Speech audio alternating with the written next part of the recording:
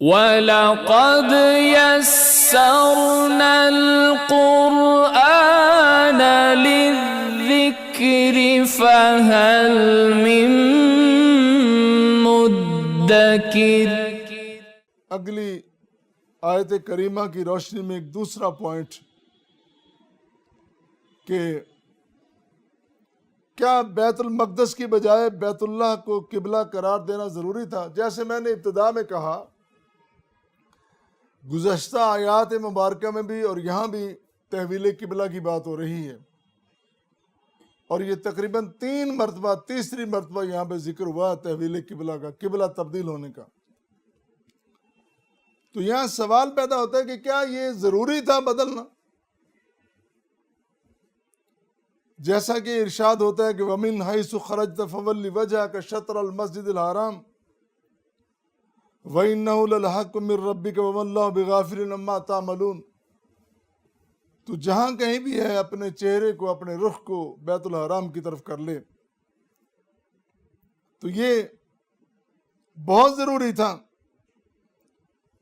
اس کی تفصیلات تو گزر چکی ہیں، گزشتہ آیات کی روشنی میں کافی باتیں ہوئی ہیں، اسباب کیا تھے، وجوہ کیا تھے، اس کے فوائد کیا تھے، کس قدر نبی کریم صلی اللہ علیہ وسلم کی بے قراری نظر آ رہی ہے، جس طرح کہ آیت کریمہ قد نرا تقلب وجهك في السماء فلنولينك قبلة ترضاها۔ اے پیغمبر محترم، ہم نے آپ کی بے قراری، آپ کی نگاہوں میں طلب دیکھ لی ہے، اور بار بار آپ کی نگاہوں کا اٹھنا ہم نے دیکھ لیا ہے کہ کس طرح آسمان کی طرف نگاہیں اٹھا کے آپ اس انتظار میں ہیں کہ میرے قبلے تبدیل ہونے کی کوئی خبر آ جائے۔ اللہ کو معلوم ہے۔ پھر دوسری جگہ جیسے ارشاد فرمایا وَإِنَّ الَّذِينَ أُوتُوا الْكِتَابَ لَيَعْلَمُونَ أَنَّهُ الْحَقُّ مِنْ رَبِّهِمْ وَمَا اللَّهُ بِغَافِلٍ عَمَّا تَعْمَلُونَ۔ اہل ایمان جانتے ہیں حق کہاں ہے اور کون سا حق ہے، اور پھر اللہ ان کے نظریات سے، ان کے اعمال سے غافل نہیں ہے۔ اللہ کو اپنے بندوں کے نظریات کا بھی پتہ ہے اور ان کے اعمال کا بھی پتہ ہے۔ اسی طرح یہ جو موجودہ آیت کریمہ ہے وَمِنْ حَيْثُ خَرَجْتَ فَوَلِّ وَجْهَكَ شَطْرَ الْمَسْجِدِ الْحَرَامِ وَإِنَّهُ لَلْحَقُّ مِنْ رَبِّكَ وَمَا اللَّهُ بِغَافِلٍ عَمَّا تَعْمَلُونَ۔ اس کو بھی سامنے رکھتے ہوئے آپ اس بات کو بخوبی سمجھ سکتے ہیں کہ جب قبلہ تبدیل نہیں ہوا تھا، اصل وجہ یہ ہے جو ہمارے سامنے قرآن کی تفسیر میں ہمارے سامنے آئی، وہ وجہ یہ ہے کہ جب قبلہ تبدیل نہیں ہوا تھا، نبی کریم صلی اللہ علیہ وسلم ابتدائی ایام میں، بلکہ ابتدائی سالوں میں 13 سال مکے میں اور کچھ عرصہ مدینہ منورہ میں جا کر بھی بیت المقدس کی طرف اپنا چہرہ پر انوار کر کے نماز ادا کیا کرتے تھے۔ اہل کتاب نے یہ افواہ پھیلا رکھی تھی کہ جس طرح نبی کریم نے ہمارا قبلہ تسلیم کر لیا ہے، اسی طرح ایک دن وہ ہمارا دین بھی تسلیم کر لیں گے۔ اتنی بڑی غلط فہمی انہوں نے پھیلا رکھی تھی، تو یہ ساری غلط فہمیاں دور ہو گئیں جب اللہ نے فرمایا فَوَلِّ وَجْهَكَ شَطْرَ الْمَسْجِدِ الْحَرَامِ، اپنا چہرہ، اپنا رخ انور بیت اللہ کی طرف کیجیے اور نماز ادا کیجیے۔ وہ ساری باتیں ہوا میں اڑ گئیں، اور پھر اور بھی وجوہات ہمارے سامنے آئی ہیں۔ وہ وجوہات جب اس سے اگلی آیت کریمہ 150 نمبر آیت کریمہ آپ اپنے سامنے رکھیں گے تو وہ وجوہات ایک ایک کر کے آپ کے سامنے آتی جائیں گی. وہ کیا ہیں کہ حیث ما کنتم فولوا وجوہکم. پہلی پکی بات تو یہ ہے کہ اپنے چہروں کو، اپنے رخوں کو بیت اللہ کی طرف کیجیے اور نماز ادا کیجیے. اور دوسری بات لِأَلَّا يَكُونَ لِلنَّاسِ عَلَيْكُمْ حُجَّةٌ، تاکہ تم پر لوگ کوئی حجت، کوئی دلیل قائم نہ کر سکیں.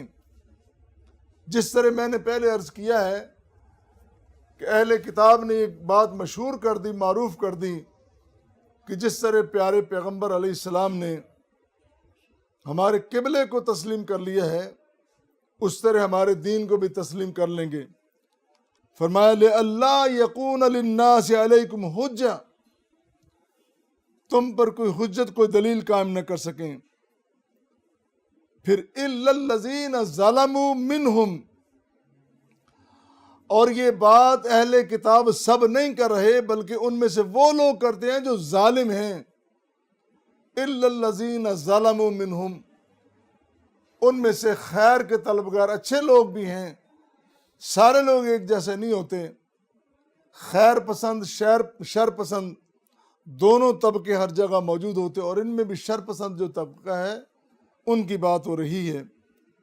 اور پھر اس سے اگلی بات جو اللہ نے فرمایا فَلَا تَخْشَوْهُمْ، ان سے ڈرنا نہیں ہے، ان کی طاقت سے، ان کی قوت سے، ان کے شر سے، ان کے پراپیگنڈے سے بالکل نہیں ڈرنا آپ نے. فَلَا تَخْشَوْهُمْ وَخْشَوْنِي، ڈرنا ہے تو صرف مجھ سے.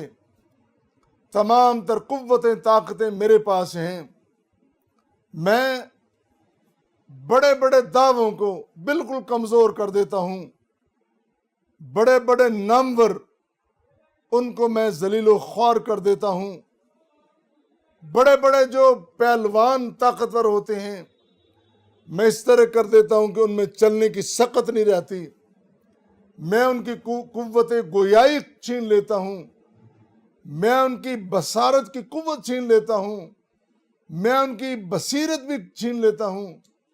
میں جب چاہوں، جس کو چاہوں، تمام تر نعمتوں سے محروم کر دوں. تمام تر قوتیں میرے پاس ہیں. وَخْشَوْنِي، مجھ سے ڈرو، میرے ساتھ تعلق بنا کے رکھو، میرے ساتھ رابطے میں رہو. اور پھر فرمایا وَلِأُتِمَّ نِعْمَتِي عَلَيْكُمْ، اور تاکہ میں اپنی نعمت تمام کر دوں. نعمت تمام، نعمت ہے کیا؟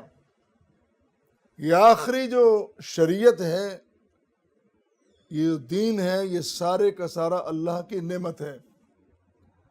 جس طرح پیارے پیغمبر علیہ السلام نے آخری خطبہ ارشاد فرمایا، اس میں آپ فرما رہے تھے، آیات کریمہ جب ان کا نزول ہوتا ہے، الْيَوْمَ أَكْمَلْتُ لَكُمْ دِينَكُمْ وَأَتْمَمْتُ عَلَيْكُمْ نِعْمَتِي. اللہ نے فرمایا اور پیغمبر نے اعلان کیا کہ آج کے دن دین مکمل ہو گیا. اور یہ جو مکمل دین ہے یہ اللہ کی نعمت ہے، اور اللہ نے اپنی نعمت اپنے آخری پیغمبر کی امت پر تمام کی ہے. اپنے آخری پیغمبر کے لیے اپنی نعمت کو تمام کیا ہے. اور اللہ فرما رہے ہیں وَلِأُتِمَّ نِعْمَتِي عَلَيْكُمْ، اور تاکہ میں اپنی نعمت کو تم پر تمام کر سکوں، پورا کر سکوں. وَلَعَلَّكُمْ تَهْتَدُونَ، تاکہ تم میری اطاعت کرتے ہوئے، میرے پیغمبر کی پیروی کرتے ہوئے ہدایت کے راستے پہ آ جاؤ. تہتدون، ہدایت پہ آ جاؤ. یہ کتنی وجوہات اور کتنے اسباب ہیں جو بتا رہے ہیں کہ تحویل قبلہ ضروری تھا. میں نے شروع میں یہ نقطہ اٹھایا نا کہ کیا وجہ تھی کہ اتنی اللہ تعالیٰ نے بڑی شد و مد کے ساتھ قبلے کو تحویل کیا، قبلے کو تبدیل کیا. اس کی تبدیلی کیوں ضروری تھی؟ یہ وجوہات میں نے قرآن کی روشنی میں آپ کے سامنے رکھی ہیں.